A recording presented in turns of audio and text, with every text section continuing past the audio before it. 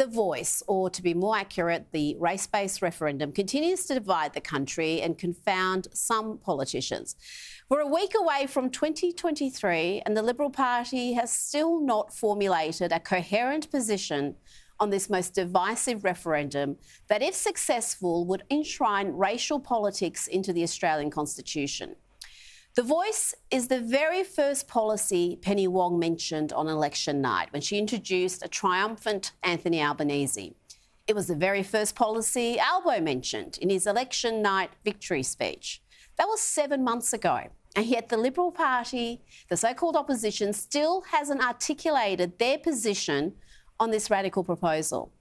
And it is radical. You don't need to see the micro detail to come to that conclusion.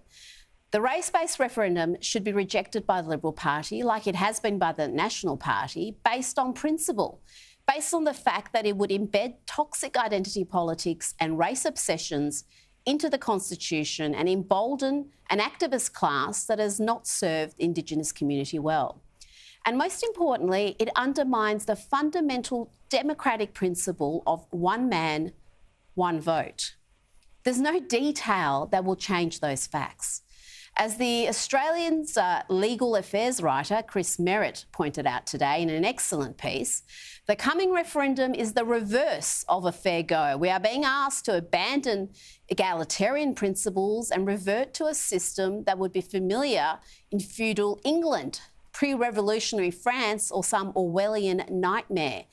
We might all be equal, but if this referendum succeeds, some will be more equal than others.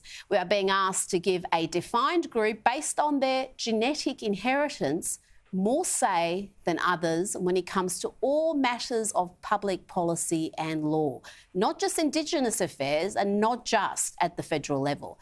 Now, we'll speak to Chris Merritt shortly about precisely how much power this body will have if the referendum is successful.